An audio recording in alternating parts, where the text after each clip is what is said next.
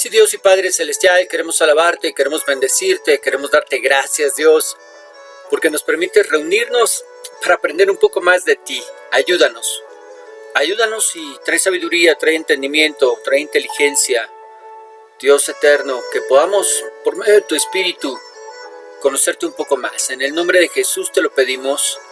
Amén. Muy bien.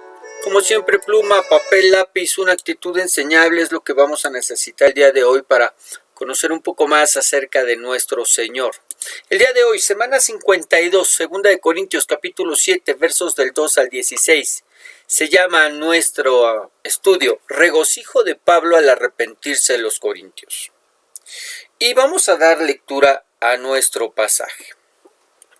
Segunda de Corintios 7:2. Admitidnos, a nadie hemos agraviado, a nadie hemos corrompido, a nadie hemos engañado. No lo digo para condenaros, pues ya he dicho antes que estáis en nuestro corazón para morir y para vivir juntamente. Mucha franqueza tengo con vosotros, mucho me glorío con respecto de vosotros. Lleno estoy de consolación, sobreabundo de gozo en todas nuestras tribulaciones. Porque de cierto, cuando vinimos a Macedonia, ningún reposo tuvo nuestro cuerpo, sino que en todo fuimos atribulados, de fuera conflictos, de dentro temores. Pero Dios, que consuela a los humildes, nos consoló con la venida de Tito.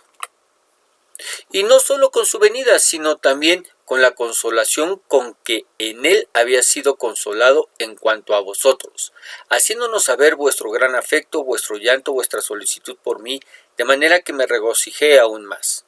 Porque aunque os contristé con la carta, no me pesa, aunque entonces lo lamenté, porque veo que aquella carta, aunque por algún tiempo os contristó, ahora me gozo, no porque hayáis sido contristados, sino porque fuisteis contristados para arrepentimiento, porque habéis sido contristados según Dios, para que ninguna pérdida padecieseis por nuestra parte.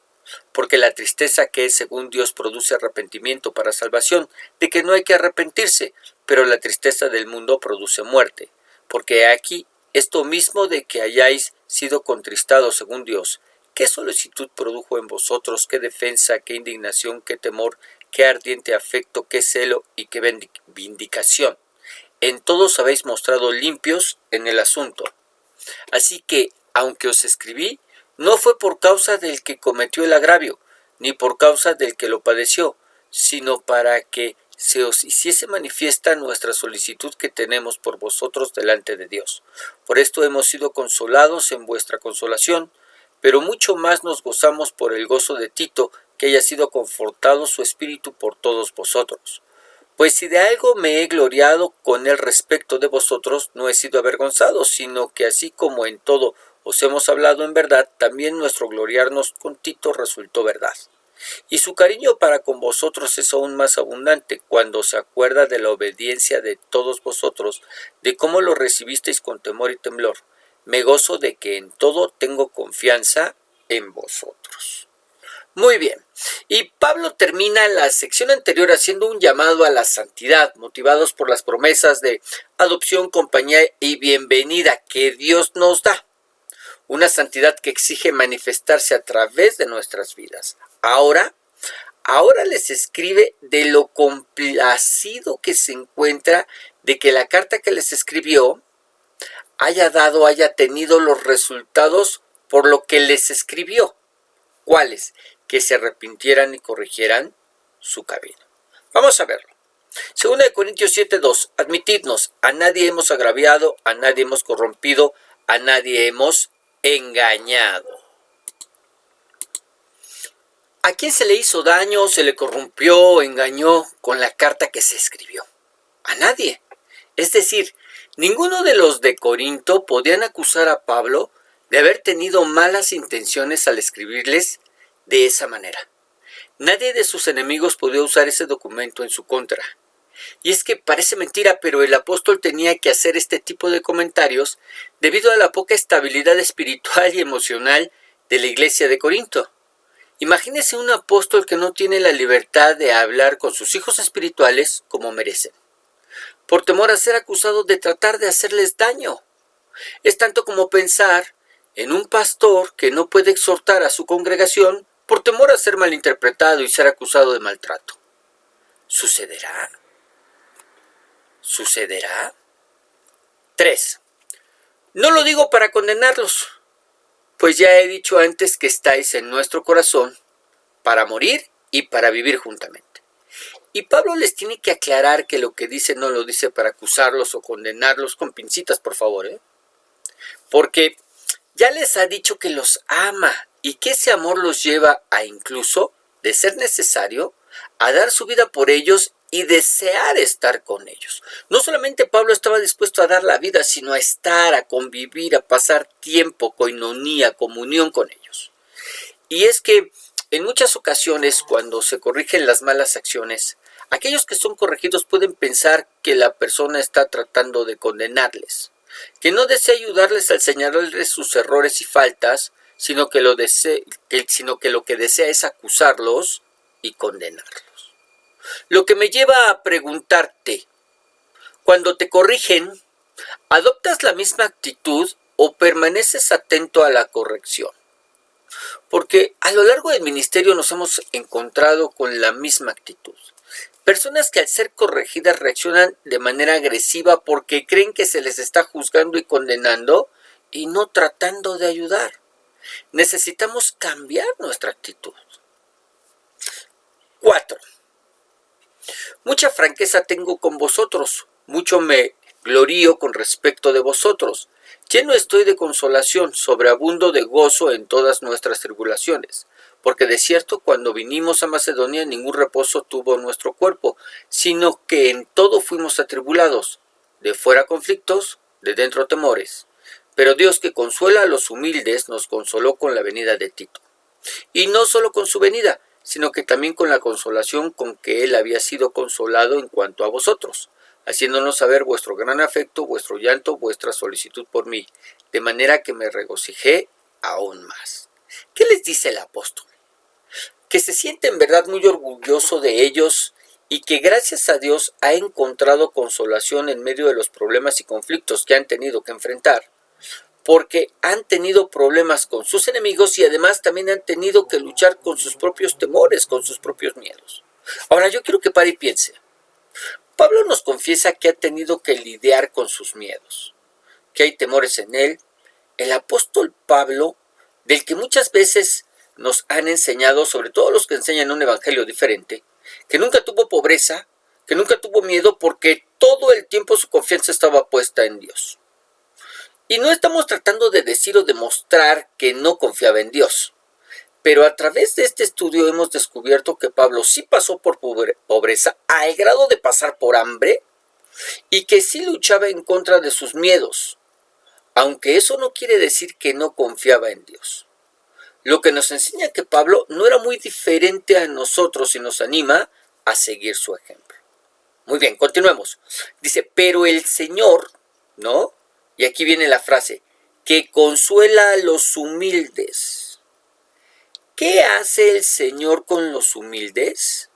¿Con los que se humillan ante Él? ¿Con los que lo buscan de día y de noche? ¿Con los que reconocen su falta de capacidad y miedos delante de Él? ¿Qué hace? Los consuela. Algo que no hace con los orgullosos y por una sencillísima razón. Ellos no lo buscan para ser consolados. Su orgullo es un impedimento para que busquen del Señor para que supla esa falta de paz que hay en ellos. Ahora, ¿cómo consoló el Señor a Pablo? ¿Se le apareció un ángel como lo hizo con el Señor Jesús en el huerto de Getsemaní cuando oraba y su angustia lo hizo sudar sangre? No. El Espíritu Santo produjo de manera totalmente sobrenatural paz en el interior de Pablo. Tampoco. ¿Cómo lo hizo? Como en muchas ocasiones obra el Señor, a través de los hermanos trayendo a Tito y dándole buenas noticias.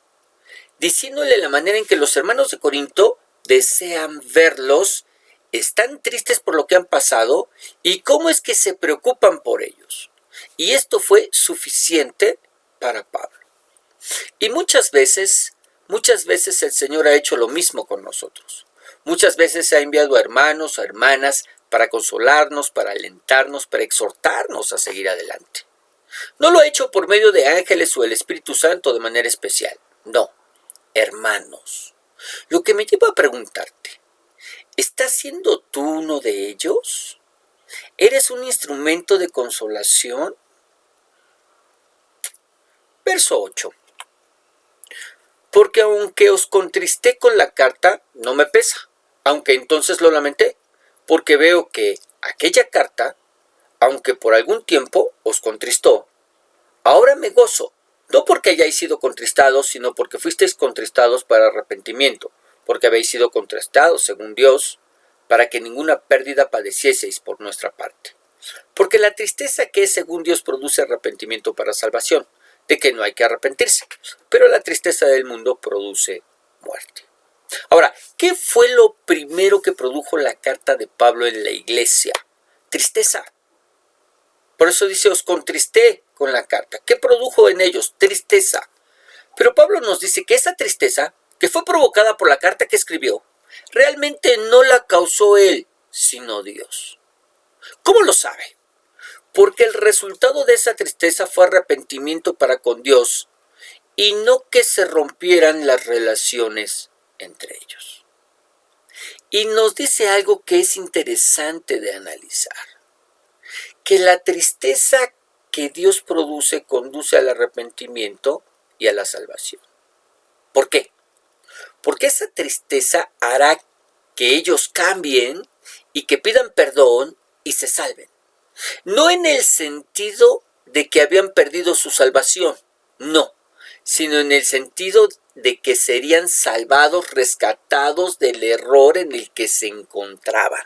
Corregirían su camino. De esa salvación está hablando, para que se salven, ¿verdad? Se salven como creyentes de seguir practicando el error. Ajá. En primer lugar.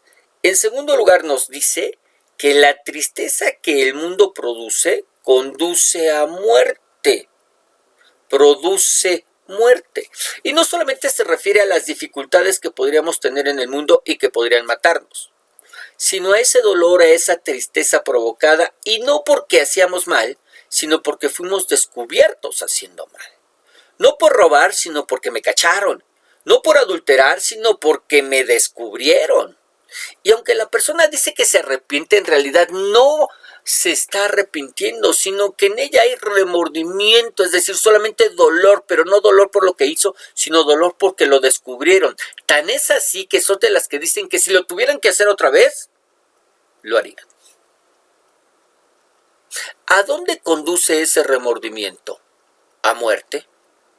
A muerte. ¿Dónde encontramos un claro ejemplo de esto? Bueno, en dos de los discípulos del Señor. Ambos pecaron, ambos traicionaron al Señor. Uno lo negó 3 veces y lo maldijo. El otro lo entregó por dinero. ¿Cuál es la diferencia? Que el que lo negó 3 veces, Pedro, se arrepintió, pidió perdón y fue restaurado como discípulo. Y el que lo vendió, Judas, solo experimentó remordimiento, pero no se arrepintió.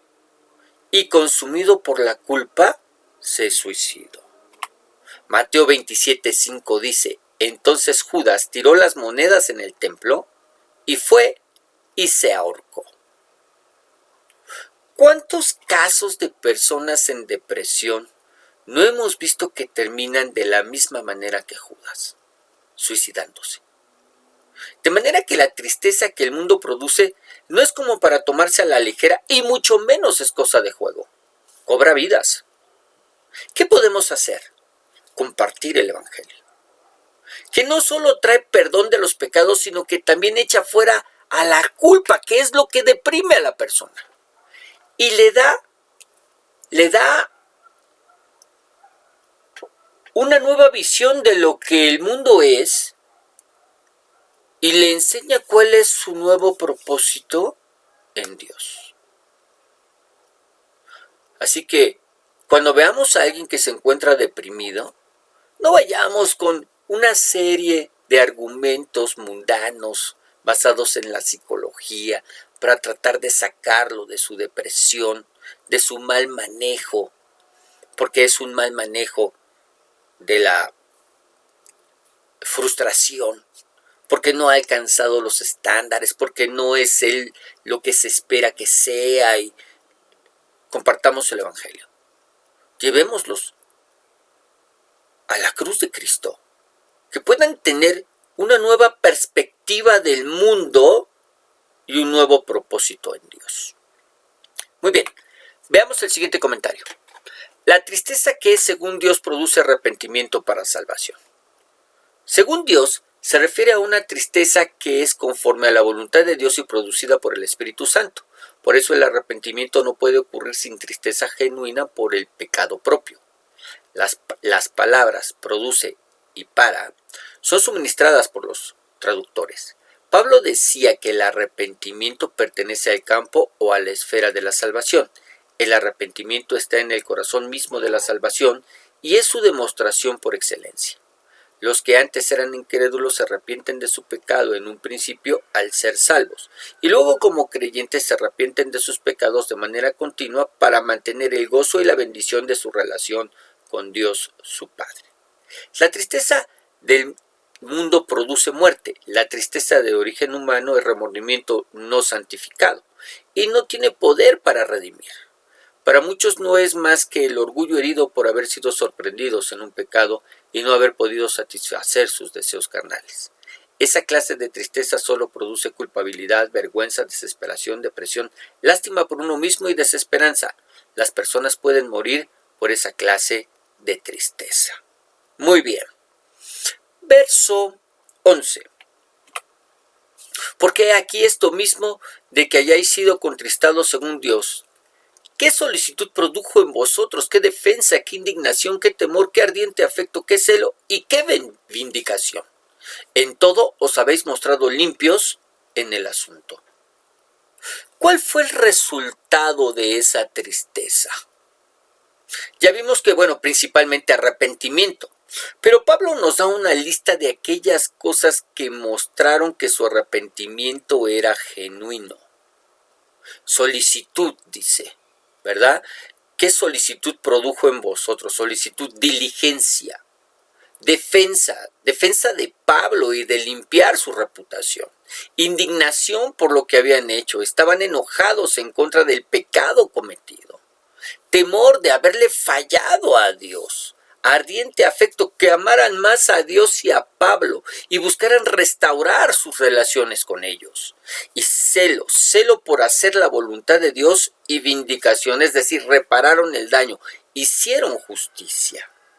Algo a lo que le podríamos llamar de la misma manera que lo hizo el Señor Jesús. ¿Cómo? Frutos dignos de arrepentimiento. Mateo capítulo 3, verso 8 dice: haced pues frutos dignos de arrepentimiento. Lo que nos enseña que el arrepentimiento es algo que se ve. No es solo el dolor por lo que se hizo, sino el cambio radical en la conducta del que se arrepiente. Quizás ese es el problema en nuestras iglesias. Hay mucho remordimiento, lágrimas de cocodrilo y poco arrepentimiento. ¿Tú qué crees? Bueno, en lo que lo piensas, vamos a leer el siguiente comentario. Arrepentimiento. Suena como una palabra áspera, pero es un aspecto esencial del Evangelio que ha sido llamado la primera palabra del Evangelio. Cuando Juan el Bautista predicaba, él decía: arrepentíos porque el reino de los cielos se ha acercado. Cuando Jesús empezó a predicar, él dijo: arrepentíos porque el reino de los cielos se ha acercado. Cuando Pedro predicó en el día de Pentecostés, él dijo a sus oyentes: arrepentíos.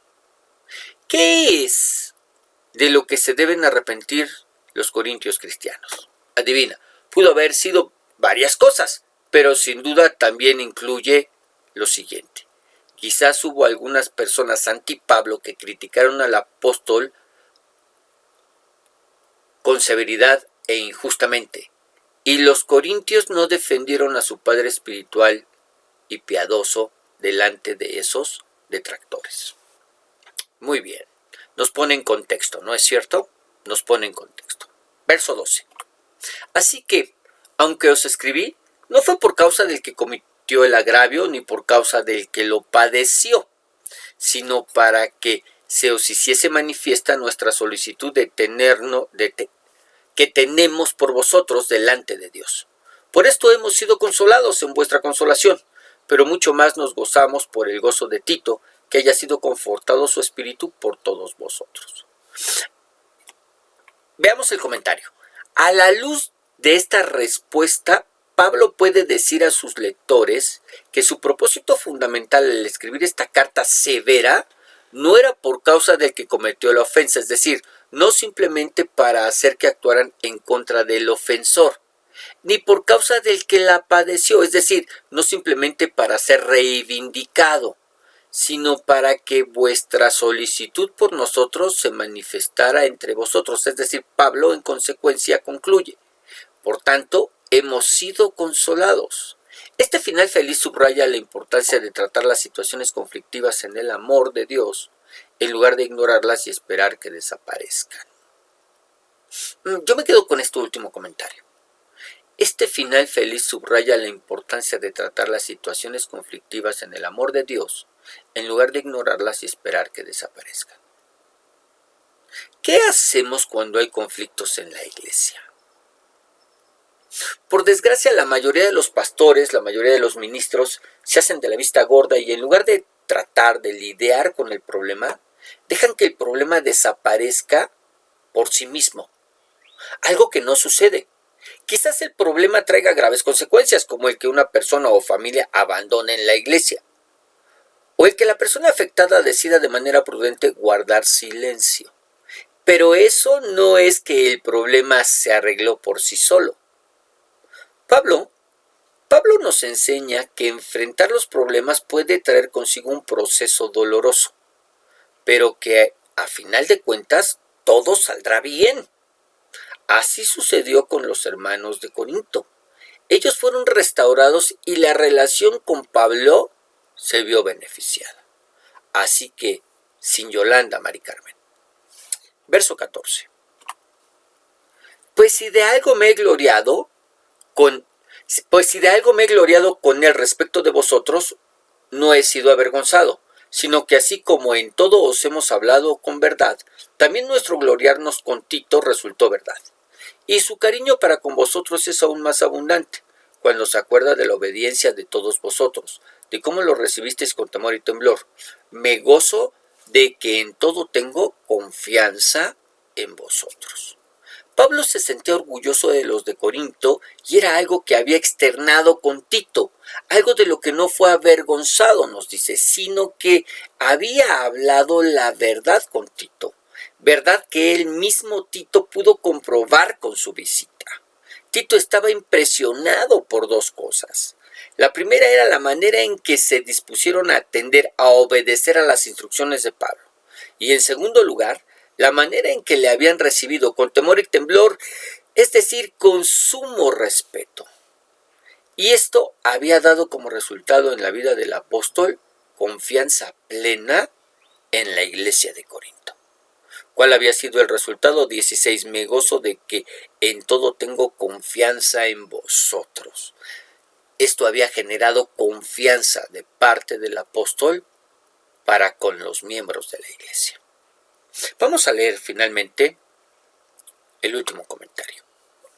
Al final de este capítulo, Pablo elogia a los corintios cristianos y al parecer ellos están en un lugar de victoria. Pero en la carta dolorosa mencionada en 2 de Corintios 2:1 no había elogios. ¿Cuál era la diferencia? Su arrepentimiento real, informado por Tito y comentado por Pablo en este capítulo. A través de todo este capítulo vemos qué tan preocupado estaba Pablo sobre su relación con los corintios cristianos. Esto muestra que las personas eran tan importantes para Pablo como el ministerio. Él no quería hacer el ministerio a expensas de su relación con las personas. Muy bien, Pablo, preocupado y ocupado en atender a las personas. No estaba preocupado por su ministerio, por su reputación, por lo que fueran a pensar los Limantur, sino en realidad estaba preocupado por la vida de las personas, por lo que sería de ellas, y precisamente por eso escribe esta carta, y no debemos dejar de tomarlo en cuenta. No debemos dejar de tomarlo en cuenta. Cada vez que nosotros sirvamos al Señor, hagámoslo por amor a Dios, por amor a Cristo, para que su nombre sea exaltado y glorificado, pero también por amor a aquellos a quienes estamos sirviendo. Y antes de que pasemos a la oración, me quiero permitir felicitarte. Feliz cumpleaños, tenemos un año ya estudiando Corintios, primera y segunda de Corintios.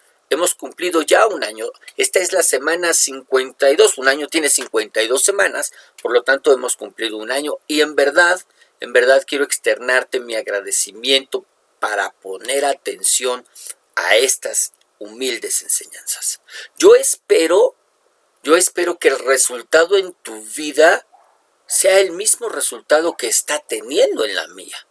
Hemos crecido, hemos aprendido, hemos conocido a Dios, la manera en que obra, en que opera, a través de lo que el apóstol Pablo ha escrito a esta iglesia, que nos hemos dado cuenta que no es muy distinta a las nuestras. Una iglesia llena de problemas, llena de dificultades, llena de divisiones, llena de personas que querían destacarse por encima de otras, que se buscaba un protagonismo no sano dentro de la misma, en donde había rencores, en donde había habladurías, en donde había personas que se levantaban en contra de la autoridad, otros que lo seguían, otros que estaban en desacuerdo, algunos que levantaban su voz más fuerte que otros. Cosas de las que los que estamos en iglesia sabemos que suceden en la iglesia. Y le damos gracias a Dios por lo que hemos estado aprendiendo y que nos damos cuenta que lo que miramos el día de hoy no es nuevo. Nada nuevo hay debajo del cielo. Sí, seguimos siendo hombres con una naturaleza caída, con una naturaleza que no deja de desear manifestarse y con la que tenemos que lidiar, haciendo morir a nuestro hombre natural para que Cristo resplandezca como luminaria en nuestras vidas, en nuestros corazones, y podamos ser esa luz que alumbra este mundo. Así que ahí en el lugar donde estás, te voy a suplicar que inclines tu rostro, que cierres tus ojos y me des la oportunidad de orar.